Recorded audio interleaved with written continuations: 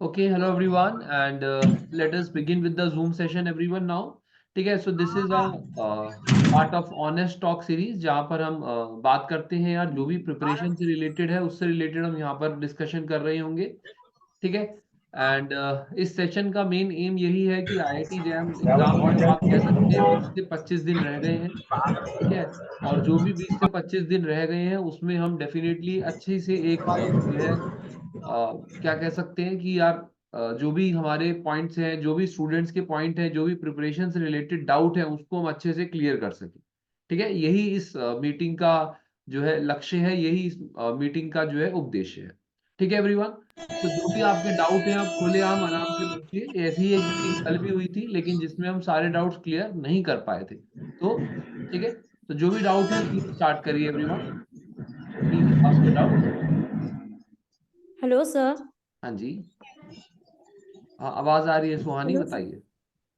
Sir, मुझे doubt पूछना था कि सर मेरे 6.5 लेसन कंप्लीट है, मतलब रिकॉर्डेड देखकर आपके साथ मैंने 2 लेसन लाइव की है, मतलब टू चैप्टर्स. हाँ हाँ. तो सर मुझे पूछना था कि मैंने जब अपने अपने मॉक टेस्ट दी, मतलब 20 मार्क्स की, तो उसमें मेरे 12 और 16 मार्क्स आ रहे हैं सर. हम्म. पर सर उसमें कुछ ऐसे क्वेश्चन है जो मुझको मतलब कुछ अलग है, जो फॉर्मूले में फिट होकर भी आंसर करेक्ट नहीं आ रहे हैं. अच्छा. तो मैंने पूछने की भी कोशिश की ग्रुप पर उन्हीं का भी वही आंसर आया जो मेरा आ रहा है. हाँ हाँ. तो ऑप्टिक्स में कुछ डाउट है सर, उसमें एक आंसर है वो करेक्ट नहीं आ रहा है. और हम्म. मुझे सर पूछना था इन इलेक्ट्रॉनिक्स में, सर आपने उस दिन क्लास में बताए थे कि बीटा हाई है तो हम आई नॉट, मुझे पूछना था कि आई नॉट 0 ले सकते हैं ना सर जब बीटा हाई है तो. हाँ, अगर बीटा हाई है तो हम बेस करंट को 0 ले सकते हैं. तो सर उससे मेरा आंसर करेक्ट आ रहा था, फिर आप बोले कि ऐसे कैसे 0 ले लिए, तो वो करेक्ट नहीं है क्या सर? वो मतलब जो लास्ट अभी हमने 2023 का. जो लास्ट हमने जैम 23 वाला क्वेश्चन किया था उसके बारे में बात कर रहे हैं हम. Yes yes sir. हाँ देखो यस. ऐसा है ना. ले सकते हैं. वो एक अलग कंडीशन है, लेकिन अगर क्वेश्चन में बीटा दिया हुआ है उसमें क्लियरली उन्होंने बीटा 100 लिया हुआ है, दिया हुआ है. ठीक है. तो मोस्ट यस सर. प्रोबेबली हमें बीटा उसको यूज करना चाहिए. ठीक है. अब आंसर भिड़ाने के लिए उसको हमें करना पड़े वो एक अलग कंडीशन है. एक है करेक्ट वे. करेक्ट वे यही है कि बीटा 100 दिया है तो आईबी की वैल्यू होनी चाहिए. जब लिखा हुआ है क्वेश्चन में स्पेसिफिकली कि बीटा इज वेरी हाई या बीटा इज हाई, तब आप आईबी करंट को 0 लेंगे. क्या ये डाउट क्लियर है पहले?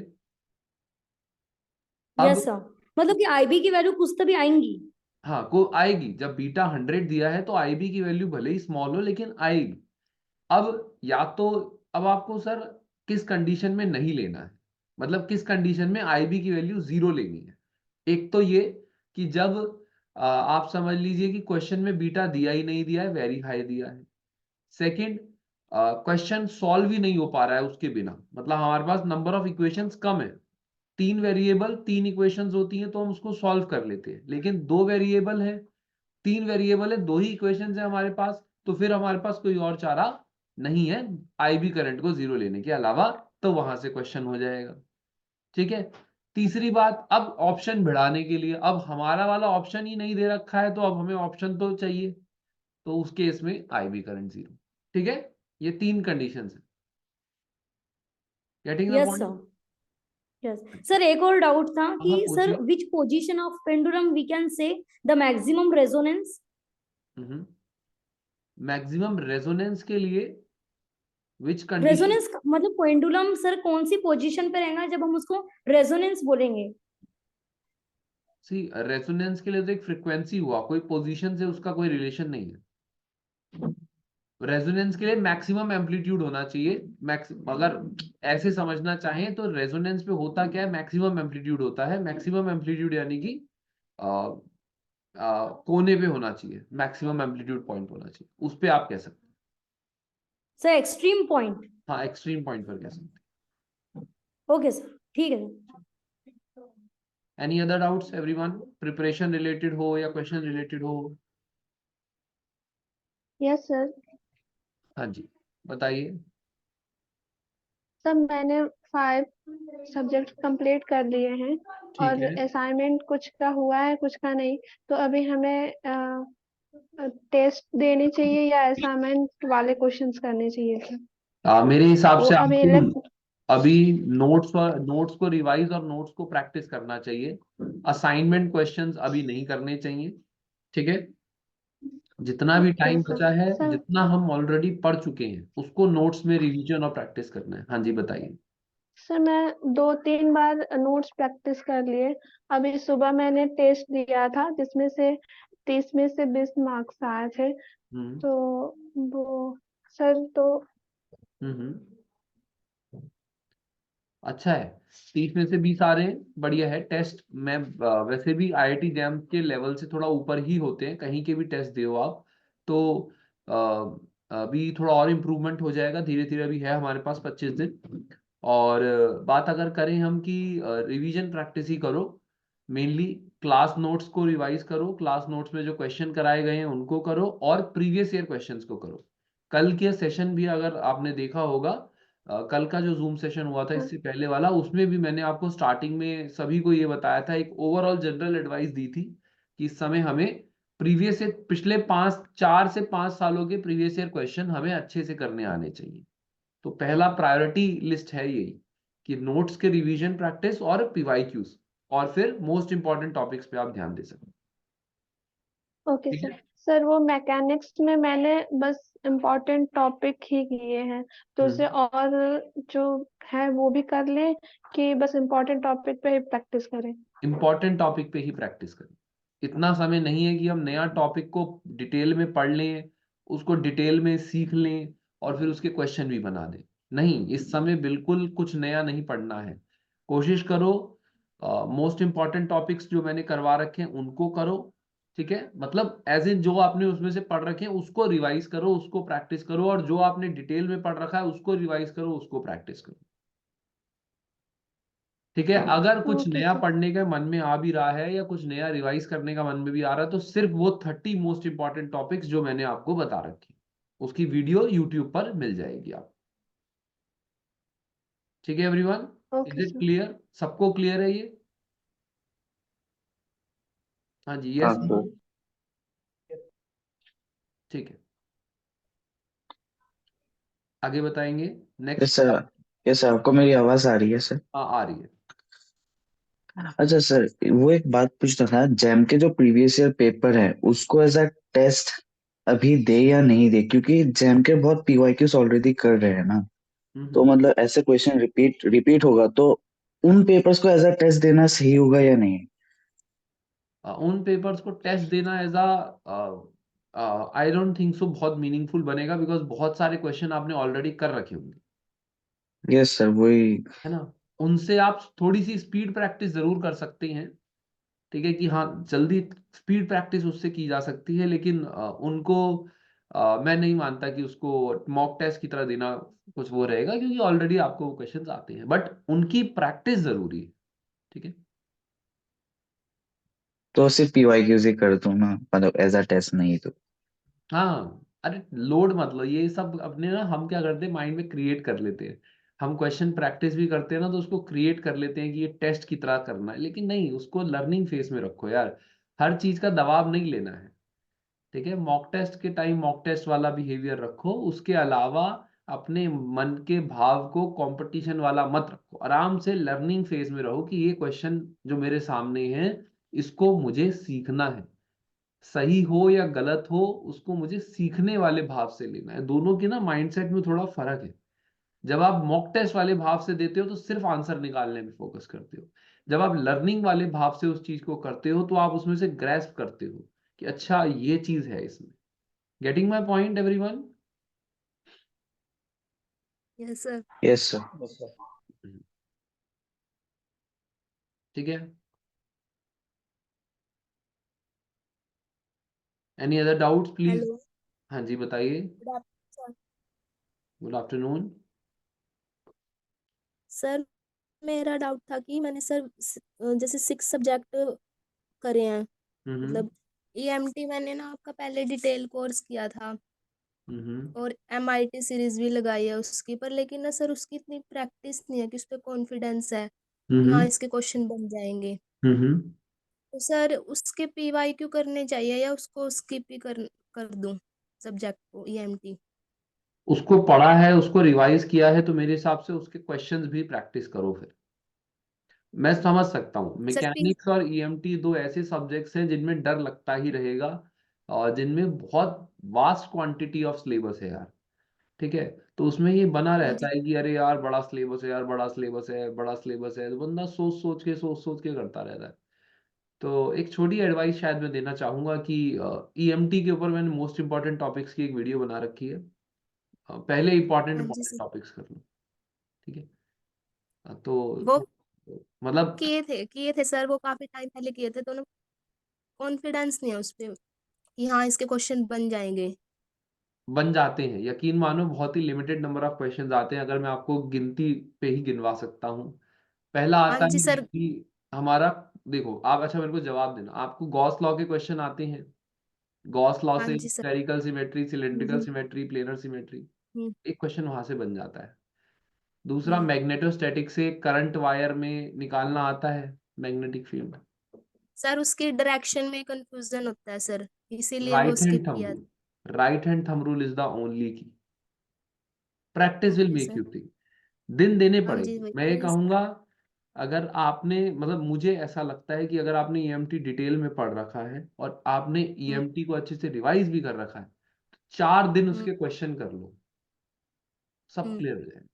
लेकिन एक मन से, मतलब मैं देख रहा हूँ स्टूडेंट्स में हड़बड़ी बहुत है कि आज शाम तक पूरी ईएमटी कंप्लीट कर दूंगा फिर आगे बढ़ जाऊंगा। ऐसे नहीं होता है ना। हमें, मतलब आप भागने की कोशिश मत करो, आप भाग नहीं सकते इस समय।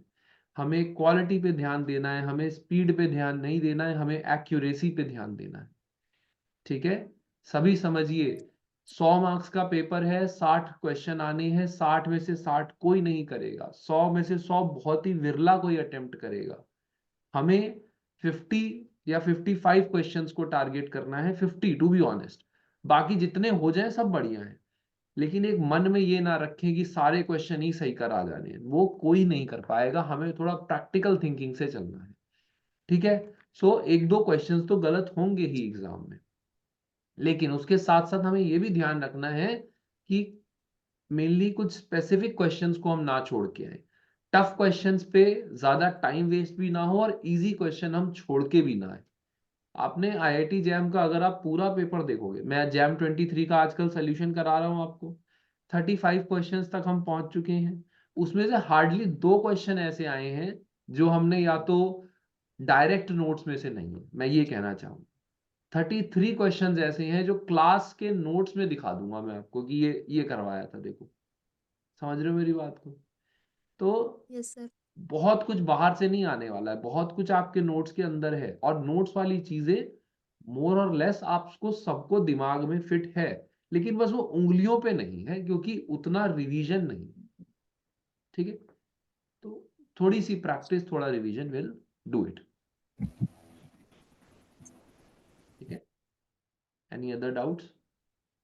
अच्छा हेलो सर, सर। मुझे, हम्म। सर आपने जो अभी सर ये मुझे बोला ना, हड़बड़ी नहीं करने वगैरह, लेकिन जब हम, मतलब मैं अगर वैसे करता हूँ ना, जब पेस स्लो हो जाता है ना, तो सेल्फ कॉन्फिडेंस या सेल्फ डाउट होने लगता है अपने रिवीजन प्लान के ऊपर। देखो क्या होगा, सेल्फ डाउट करके कुछ नहीं मिलेगा। एग्जाम में स्पीड बन जाती है, माहौल ही ऐसा होता है। एग्जाम में स्पीड बन नहीं जाती है, सर, माहौल ही ऐसा होता है। ठीक है, अगर आप प्रैक्टिस करते रहिए। ठीक है, मैंने यही कहा, एक्यूरेसी पे ज्यादा फोकस करिए। एग्जाम में माहौल ऐसा होगा कि आप क्वेश्चन लगातार जल्दी से जल्दी बनाने की कोशिश करेंगे, जितना अपना बेस्ट दे सकते हैं आप अपने आप बेस्ट देंगे वहां पर। तो इसको घबराने की जरूरत नहीं। नहीं सर, प्रॉब्लम सॉल्विंग की स्पीड में नहीं बोल रहा हूँ, मतलब वो रिवीजन में होता है ना। आपने बोला कि रिवीजन में हड़बड़ी नहीं करना है, क्योंकि अभी मतलब ऐसा स्टेज आया है कि ऐसे सोचता हूँ कि नहीं, आज के दिन पूरा मॉडर्न कर देंगे, आज के दिन पूरा वो कर देंगे।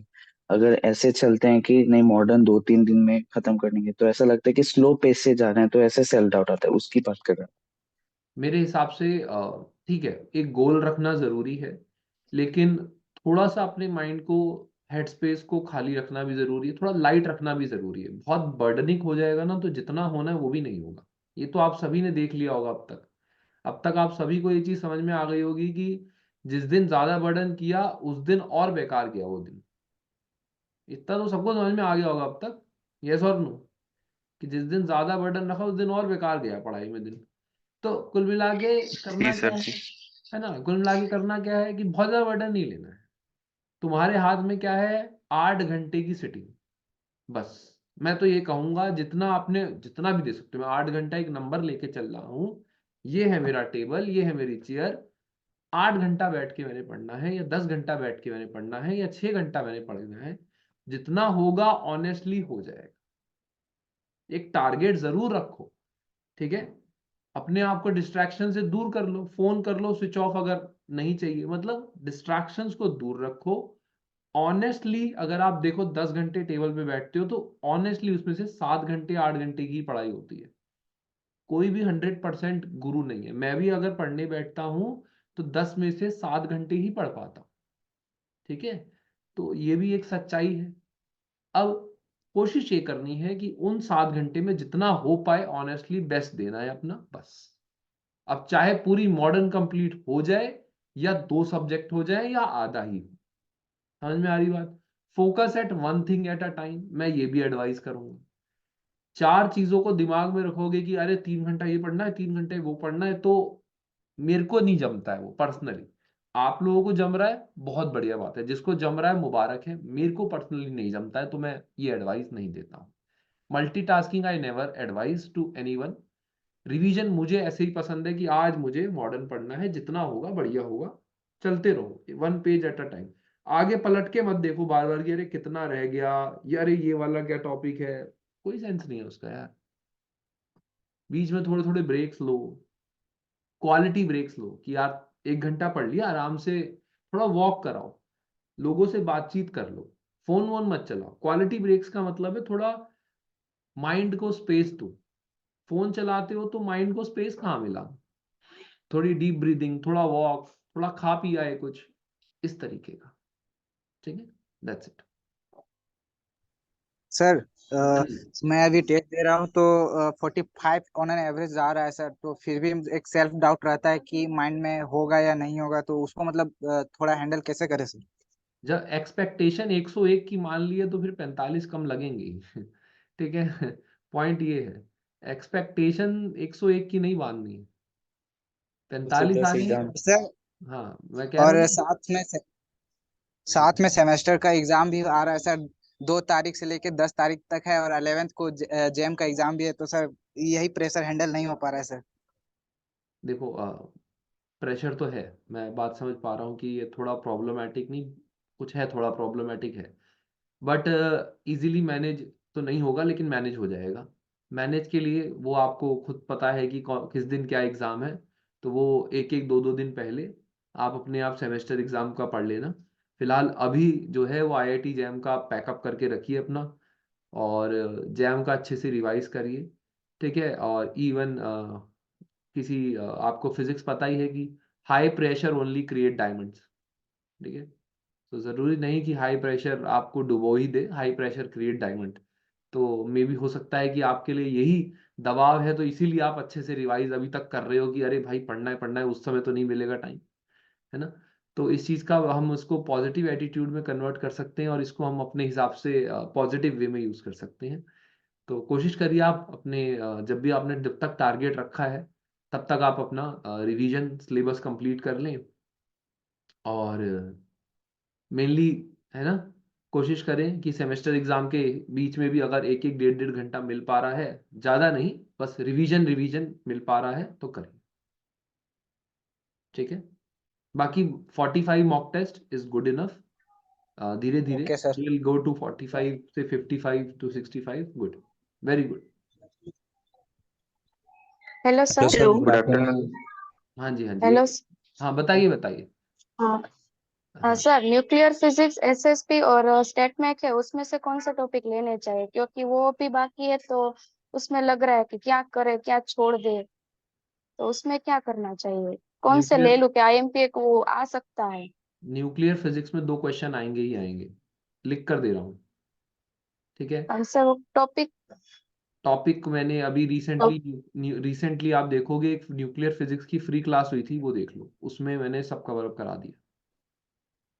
Okay sir. और सर उसमें वो लिक्विड ड्रॉप मॉडल है वो सब, वो लास्ट में है, फिर सब कवर अप करा दिया मैंने, वो देखो, वो बीटा क्लास अल्फा देखो। वो। मैंने उस वीडियो में न्यूक्लियर फिजिक्स का सब बता दिया है कि क्या आता है। आपको मेनली रेडियो एक्टिव डिके के बारे में मालूम होना चाहिए। आपका हाफ लाइफ क्या होता है, मीन लाइफ क्या होता है, एन नॉट वाला, N is equals to N not E की बार लैम्डा डीके वाला फॉर्मूला क्या होता है, 1 से 2 से 3 वाला फॉर्मूला क्या होता है, और उसमें मोस्ट स्टेबल आइसोबार और लिक्विड ड्रॉप मॉडल के बारे में भी बता दिया मैंने, और जो भी इंपॉर्टेंट है मैंने बता दिया। अटॉमिक और उसके लिए बोहर मॉडल है, और वो एक्सरे वाला एक फॉर्मूला है। ये चीजें हैं, ये है न्यूक्लियर फिजिक्स में। ठीक है, ये और न्यूक्लियर सर फिजिक्स। स्टैटमेक में कौन सा? हाँ। ओके। स्टैटमैक में केवल 4 क्लासेस का एक कोर्स बना रखा है मैंने, उसको अगर देख लोगे तो भला हो जाएगा। हाँ सर, कोर्स तो देख लिया है, एक बार पढ़ भी लिया है, बट उसमें से बहुत पढ़ते तो लगता है कि बहुत ज्यादा है, ज्यादा वो तो समथिंग कोई शॉर्ट में हो तो ऐसा कुछ फॉर्मूलाज की 3-4 फॉर्मूला इसमें से ऑलमोस्ट आ जाते हैं, समथिंग ऐसा कुछ। देखो, मैं तो यही कहूंगा कि ये जो आपने नाम लिए हैं ना, न्यूक्लियर फिजिक्स, एसएसपी और स्टैटमैक, इन तीनों को ही कर लो, या तो एटलीस्ट न्यूक्लियर फिजिक्स और स्टैटमैक कर लो। एक दिन न्यूक्लियर फिजिक्स और एक दिन ओके स्टैटमैक हो जाएगा। नहीं तो डेढ़ डेढ़ ओके दिन, बस 3 दिन है। 3 दिन में आप 4 क्वेश्चन कर लोगे, it's a very good deal. ठीक है, ओके सर। आप इमेजिन करिए, बस बर्डन दिमाग में ही है कि यार जल्दी करना है, जल्दी करना है, जल्दी करना है। अरे नहीं करना है जल्दी, समझो कि आराम से तसल्ली से जितना आप कर सकते हो उतना कर लो। ठीक है, जल्दी के चक्कर में यस। जो जितना पड़ा है उसको भी कहीं हम वो रिवाइज वो ना कर पाए, है ना। तो जो इम्पोर्टेंट चीज है उसको तो करें। ठीक ओके, थैंक यू सर। है, गुड। हेलो सर, हाँ जी, बताइए। आवाज आ रही है सर? कैमरा ऑन कर लीजिए एवरीवन प्लीज। ठीक है, थोड़ा एक सेशन क्रिएट हो जाता है यार अच्छा सा, तो कैमरा जो लोग कर सकते हैं ऑन कर लीजिए, बाकी ऑन भी कर लीजिए, यही मौका रहता है, मैं आपसे मिल सकता हूँ इस कैमरे के बहाने। दे दो दे। हेलो। हाँ, चलिए चलिए। हेलो सर, हाँ जी, हाँ जी, बताइए। आवाज आ रही है सर? आ रही है, चल आ रही, बिल्कुल आ रही, बताओ। सर, सर मैंने अभी पीवाई के उसको सारे मतलब ऑलमोस्ट कर लिए हैं, 5 से 6 साल के पूरे। वो एक दो बार हो गए हैं, और मैंने अभी टेस्ट सीरीज भी लिया है, तो टेस्ट हम्म। सीरीज भी दे रहा हूँ मैं। लेकिन अभी उसमें टेस्ट सीरीज में ऐसा है कि 30 के आसपास टेस्ट अभी भी देनी मेरी बाकी है। और पीवाई क्यू मैंने मतलब 2-3 महीने पहले किए थे। तो क्या अब टेस्ट सीरीज में मेरे पास दो ही ऑप्शन है, या तो सारी टेस्ट सीरीज दूं मैं, या फिर पीवाई क्यूज एक बार फिर से कर लूं, क्योंकि टाइम उतना नहीं है, क्योंकि 30 टेस्ट सीरीज बाकी, तो वो देने में ही बहुत मेरा टाइम चला जाएगा। तो अब क्या मैं आपका आवाज कट गया, लेकिन आई थिंक मैं क्वेश्चन समझ गया हूँ कि सर अब आगे टेस्ट सीरीज देना चाहिए या पीवाईक्यू देना चाहिए। तो ये तो आपके देखो ऊपर है, आपकी प्रिपरेशन कैसी है, और मेजरली आप अपनी प्रिपरेशन को मुझसे बेटर जानते हैं। ठीक है, आप अपनी प्रिपरेशन को मुझसे बेटर जानते हैं, तो ये आप अपने हिसाब से डिसाइड कर सकते हैं, लेकिन मैं ये कहूंगा कि एक बार पीवाईक्यू रिवीजन जरूर करना। अब सारे का मतलब ये नहीं है कि 2005 से लगाने बैठ जाओ, लास्ट के 3 ईयर के कर लो। Yes sir. है ना, मतलब हमें पहाड़ को बहुत बड़ा नहीं समझना है, पहाड़ को छोटे छोटे पार्ट से ब्रेक कर दो ना। क्यों, आप एक चीज ही क्यों चॉइस कर रहे हो, आप बर्डन बांट दो कि यार पिछले 3 साल के 21, 22, 23 के पीवाईक्यू कर लेता हूँ, बाकी 30 टेस्ट क्यों देने, 5 टेस्ट दे देता हूँ। पहले ये तो करो, फिर टाइम जो बच जाएगा फिर उसमें डिसाइड कर लेना। Y1 और Y1 नहीं चूज करो ना, दोनों थोड़ा थोड़ा कर लो। Yes sir. ठीक है, yes sir. Thank you hello sir. Sir, am I audible? या yes please ask your doubt. काय सर वीडियो मैंने अभी तक 6 टॉपिक कंप्लीट कर लिए हैं, ठीक है। और कहाँ इसमें से है 7 डॉक्टर? टॉपिक में से अभी ईएमटी और मेरा ऑप्टिक्स अभी बाकी है। हम्म। तो ईएमटी के लिए क्या करूँ, एमआईटी सीरीज देख लूँ, और ऑप्टिक्स के लिए भी एमआईटी सीरीज देख लूँ ना, इसके लिए कुछ ऑल्टरनेटिव मेथड है? नहीं, इससे बेटर तो अल्टरनेटिव है ही नहीं, अगर आपको ईएमटी और ऑप्टिक्स करना है तो एमआईटी सीरीज। मतलब कि मैंने इलेक्ट्रोस्टैटिक्स का कुछ कुछ पार्ट देख लिए हैं, आपके जो डिटेल कोर्स है उसके लिए कुछ कुछ पार्ट देख लिए हैं, और ऑप्टिक्स का मैंने शायद उतना कुछ देखा नहीं है अब तक। तो उसके लिए मुझे डर लग रहा है, ऑप्टिक्स का कुछ आ गया तो उसमें कुछ डाउट हो जाए, इसीलिए मुझे डर लग रहा है कुछ इसलिए। नहीं आएगा ही, 15 मार्क्स का पेपर आना ही आना है। कुछ नहीं, वो तो फिक्स है, उसको नहीं बदल सकते आप। लेकिन आपको चॉइस अब करना है, क्योंकि हम समय की बंधना में ऐसे फंस गए हैं कि हमें वो चॉइस करना है कि कितना मुझे करना है और कितना मुझे छोड़ना है। ठीक है, अब ये आपके हाथ में है। इससे पहले जो सेशंस हुए थे उनमें भी हमने ये बात करी थी कि अब वो समय नहीं आया है कि हम पूरी पूरी डिटेल कोर्स करें। अब वो समय है कि हम क्वेश्चंस पिकअप करें। ठीक है, जी तो एक YouTube पे मेरा सेशन है अभी रिसेंटली, मोस्ट इम्पॉर्टेंट टॉपिक्स करके। उसमें मैंने इस चीज को बड़ा खुल जी जी। के समझाया है कि अब हमारा टाइम ये नहीं रह गया है, ठीक है, कि हम पूरी पूरी सीरीज करें। अब हमारा टाइम ये रह गया है कि हम केवल मोस्ट इम्पॉर्टेंट टॉपिक्स के ऊपर बात करें। जी सर। ठीक है, सो अगर हम मेनली इस तरीके से डिस्कशन करेंगे तो आई थिंक आपके लिए बेटर रहेगा। आई थिंक आपको स्क्रीन दिख रही है सभी को? Yes sir. यस। ठीक हाँ है ना? जी। तो जिन लोगों को, एक सेकेंड, ये टाइप नहीं हुआ भाई, कोई और पंगे नहीं लेगा, सही है। मैंने इसमें कंट्रोल्स नहीं लगा रखे हैं, तो please do not draw anything.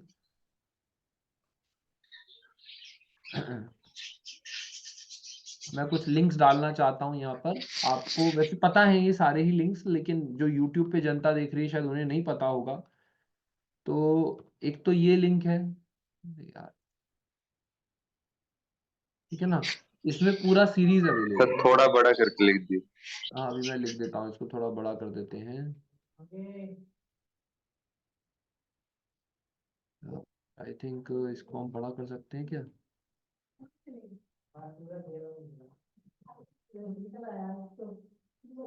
I don't think सो, मैं इसको और बड़ा कर सकता हूँ या कुछ ऐसा सीन है। चलिए, फिलहाल दिख रहा होगा यार, नहीं दिख रहा? हाँ हाँ दिख रहा है। दिख रहा है सर। हम्म। तो एनी मतलब कुल कुल मिला के ये एक लिंक है जहाँ पर आप प्लेलिस्ट है सारी यार अवेलेबल। ठीक है, और इसमें आप प्लेलिस्ट में जा सकते हैं। मैं एक दोबारा लिख देता हूँ, एक ये है प्लेलिस्ट। ठीक है, जहाँ पर इसमें आप देखेंगे तो एक लिंक है प्लेलिस्ट का, लिंक करके वहां पर आप जा सकते हैं और इसमें इस चीज को कर सकते हैं।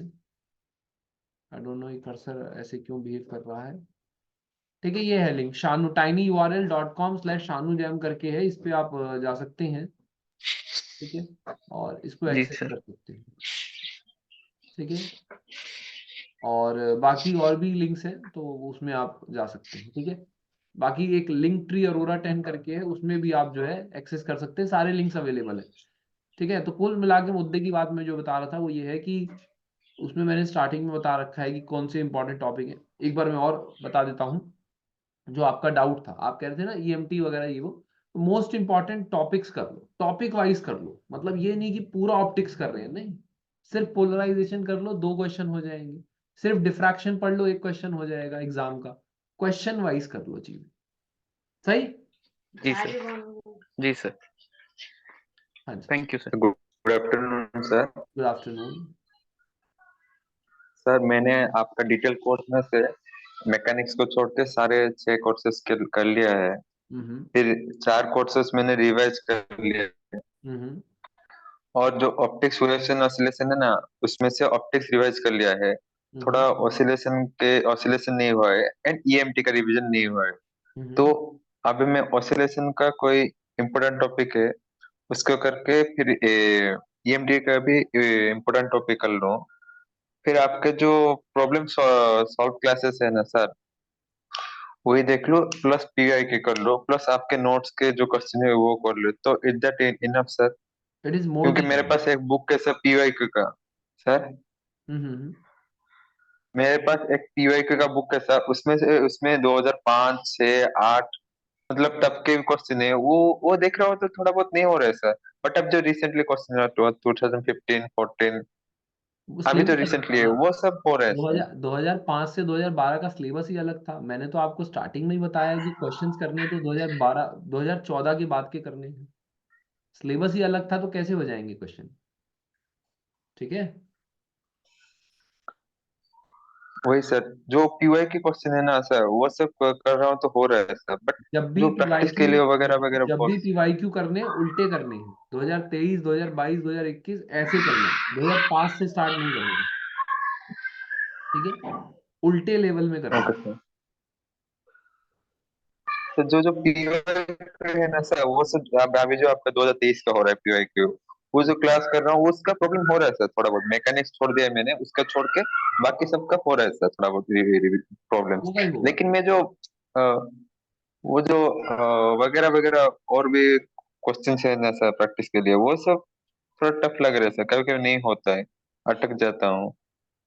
मेरे हिसाब से आइंस्टाइन को भी सारी नॉलेज नहीं होगी एक बार में ना, तो धीरे धीरे ही बढ़ती है। अब आप कहोगी 100, वही है ना, बच्चे उम्मीद यही रख रहे हैं कि 100% पेपर कराऊंगा मैं, ये गलत उम्मीद हमने बांध रखी है और ये दिमाग पे बर्डन है। जब तक इस बर्डन को नहीं उतारोगे ना मन से कि पेपर मेरे हाथ में है नहीं, तो मैं ऐसा कैसे रिजल्ट प्रेडिक्ट कर दूंगा। तो मेन मुद्दे की बात ही यही है कि आप सोचो, थोड़ी बहुत गलतियां तो आखिरी तक होती रहेंगी, ठीक है, एक दिन पहले तक भी सारे क्वेश्चन नहीं लग पाएंगे मॉक टेस्ट में, ये एक क्लैरिटी रख लो, अभी से ही रख लो माइंड में, दिमाग में बैठा लो कि 60 में से 50 क्वेश्चन अगर अच्छे हो जाते हैं तो मुझे कोई ना कोई बढ़िया आईआईटी मिल जाएगा, मैं आईआईटी चला जाऊंगा, बॉम्बे मिले, दिल्ली मिले, खड़गपुर मिले, वो बाकी बच्चों पे डिपेंड करता है ना।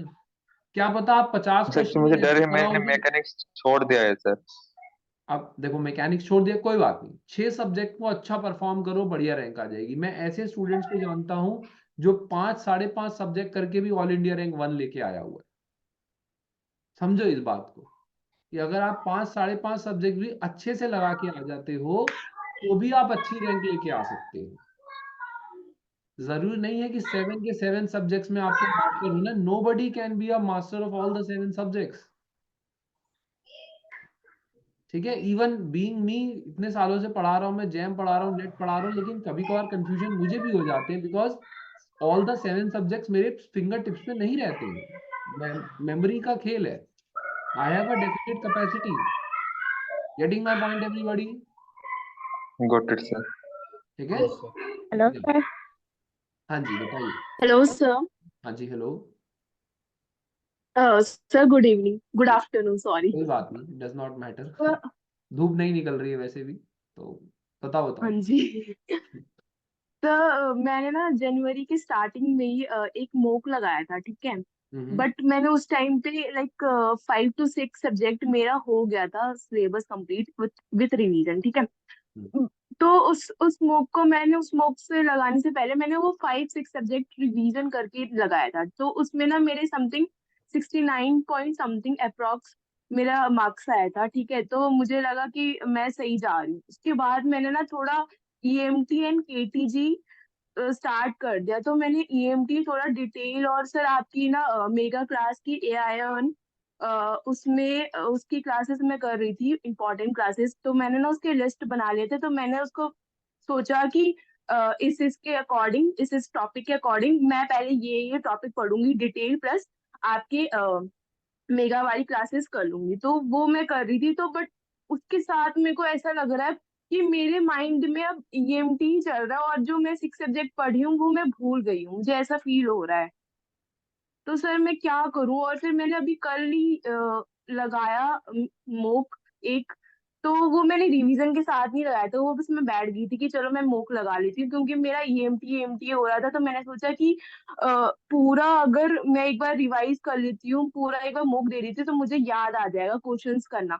तो मैंने मोक दिया, तो उसमें मेरा समथिंग 39 पॉइंट समथिंग आया है। तो सर मुझे समझ नहीं आ रहा है क्या करूँ मैं। कोई बात नहीं, ऐसा हो जाता है। देखो, जब आप एक सब्जेक्ट पे ज्यादा पढ़ रहे होते हो, दूसरे सब्जेक्ट हम हल्का हल्का भूल जाते हैं, रिवीजन करो हो जाएगा। यानी कि आपके पहले अगर 69 मार्क्स आए थे तो रिवीजन करने से वो दोबारा आ जाएंगे, रिवाइज करो, बाकी सब्जेक्ट हो जाएगा। ऐसा कुछ नहीं है, बंदा थोड़े 7 8 10 दिनों में चीजें भूल जाता है, दोबारा पढ़ोगे दोबारा रिवीजन हो जाएगा।